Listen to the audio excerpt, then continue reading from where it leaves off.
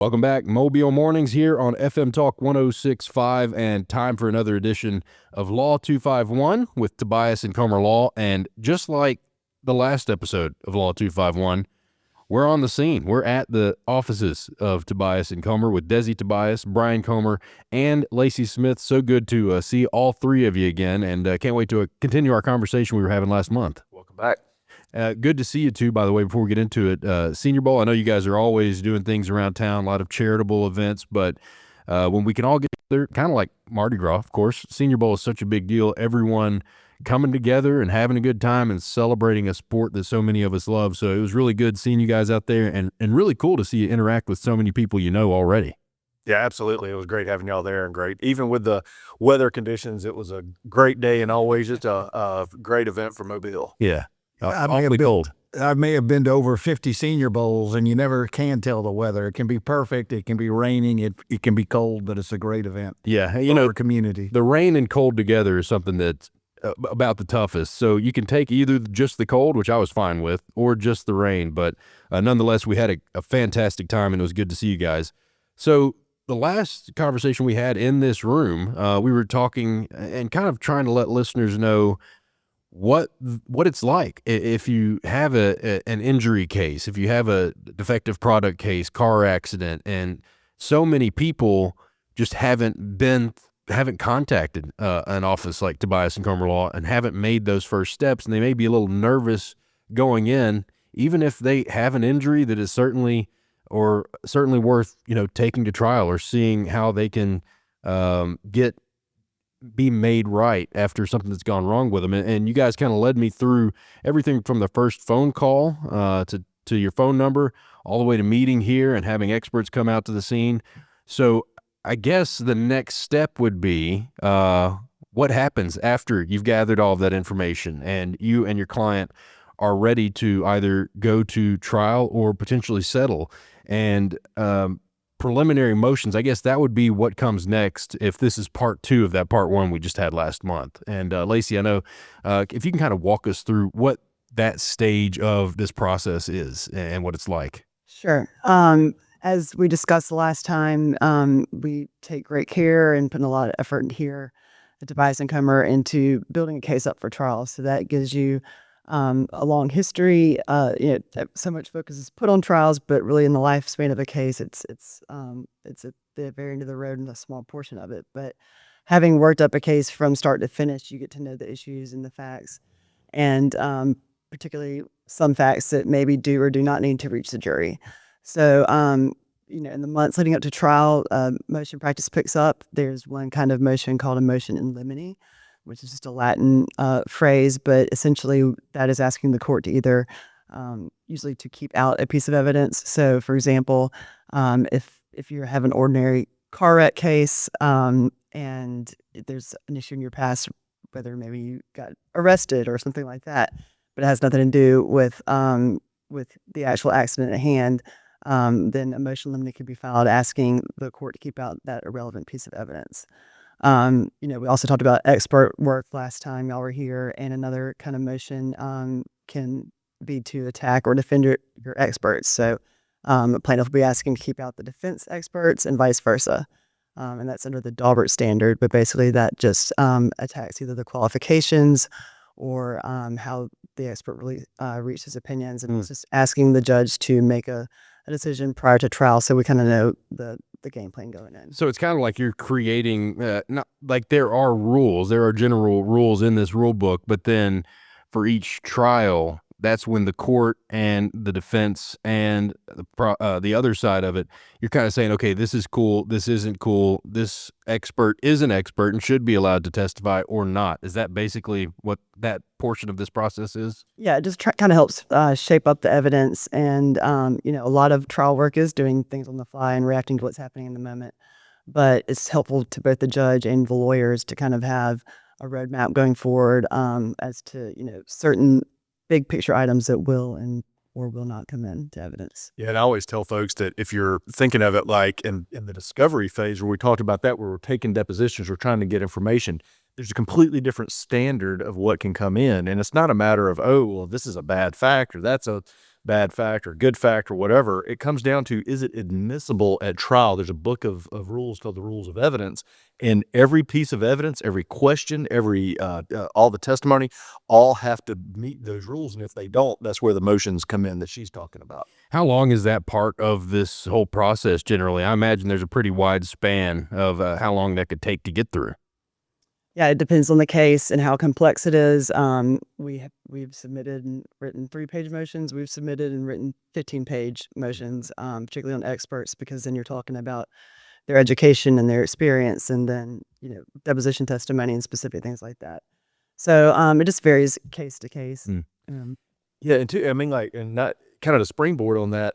That's one of the reasons that we always talk about. You want to make sure that you're hiring someone who knows what they're doing, because that's part of the experience that we have, is understanding what those issues are and then what the rules are that apply. And so if there's something that's completely irrelevant to something, the issue in the case, you want to make sure that that stays out. And folks who maybe don't have as much trial experience or don't have as much practical experience might not know those things, or might not take those steps to keep out evidence that has nothing to do with the claim or the case, but that the jury might really dislike.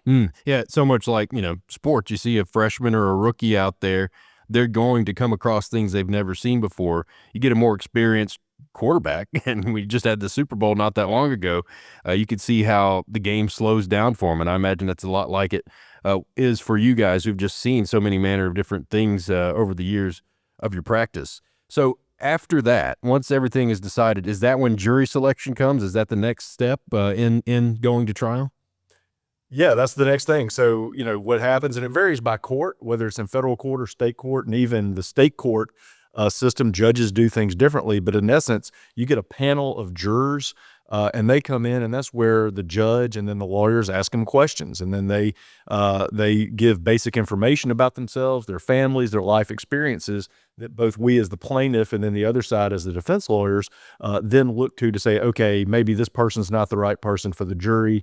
And then you have what's called jury selection, where the cuts are made, and the plaintiff will strike this juror, the defense will strike that juror, until you're left with 12 people plus an alternate or two who are going to be impaneled for the trial. Desi, there have been many sitcoms over the year, or a lot of these legal dramas that are so well, they're everywhere at this point. But there's a whole thing made of people either trying to avoid jury duty, or many people who take it very seriously and feel like it's upon them as a citizen to do their best and try to get on that jury and rule as impartially or as objectively as they can.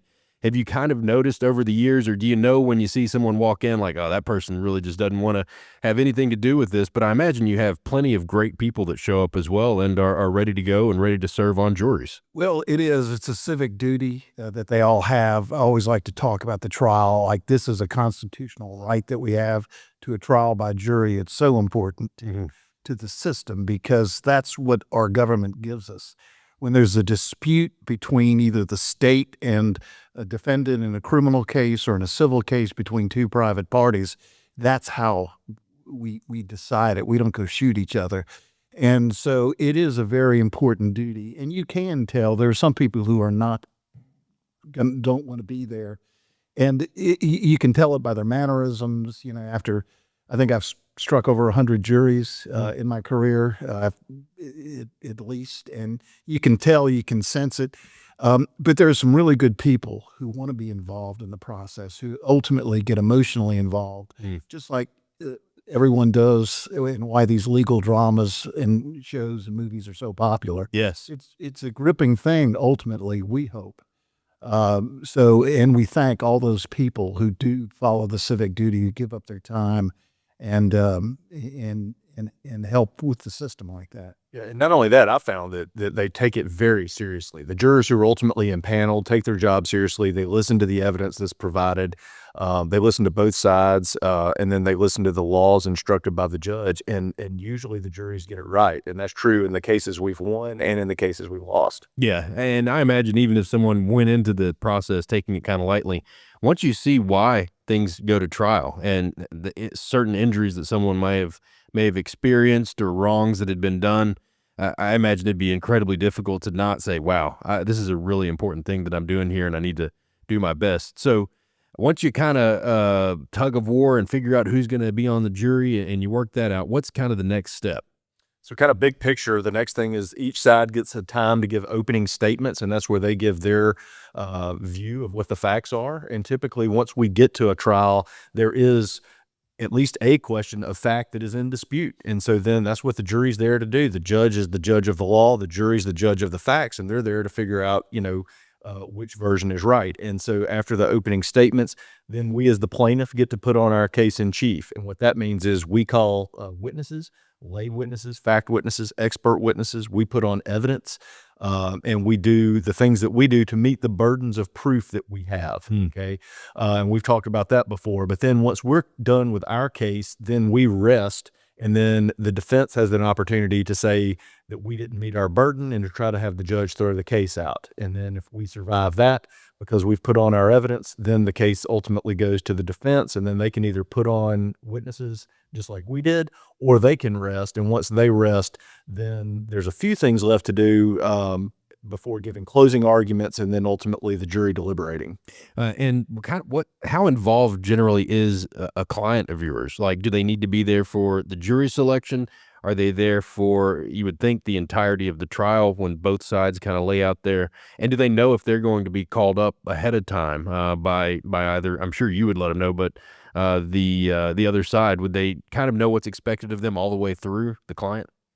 Yes, I mean, we certainly make an effort to put the client at ease, because trial is not something that everyone does every day. Hopefully, it's a rare event in someone's life, so we certainly meet with them in the weeks leading up to it, help them prepare their testimony, just kind of like we did with the deposition, give them their deposition transcript to read over what was said, because that kind of helps them understand where the defense might be coming from when they're on the stand. And yes, we certainly ask and have the plaintiff sit with us at the trial table. It's pretty common for us to have them passing us Post-it notes, because they might think of something or see something, a jury reaction or something like that, that we might overlook or not be able to see because we're so busy focusing on the witness or whatnot. But yeah, we certainly want the client to be there for trial, but we try to make it as normal and a comfortable experience as possible. You lay it out as best as possible because you know what to expect. You've done this so many times. The client kind of just let them know exactly what they can expect coming up. And ultimately, the jury wants to identify with your client. They want to, you want them to like the client. It's very important, in terms of the client and your sense of how they'll come across to the jury. And, people can be entirely disparate when you start the trial. And I could tell you some circumstances, but at the end, when we've done a good job and won, they're with us, and it's they're going to want to give money to the client that they think deserves it, and that they want to see do well. So it's hugely important for us to have the client there and have them involved in the process. I'm sure it is. So after I guess the jury gets the instructions, after you've made your closing statements, and then they go and deliberate. I imagine you've seen varying lengths of time that it takes these juries to deliberate sometimes, and sometimes it's longer. Sometimes they probably come back pretty quickly, I would imagine. Yeah, there's really no rhyme or reason to it either. You could think, okay, we've tried this case. It's taken us 2 weeks.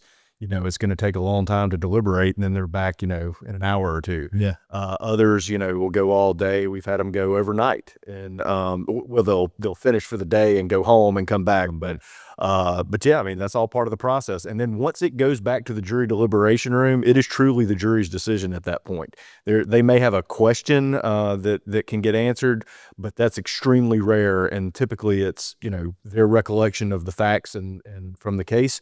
And that's what controls. And then when they have a unanimous verdict, they come out and give that verdict.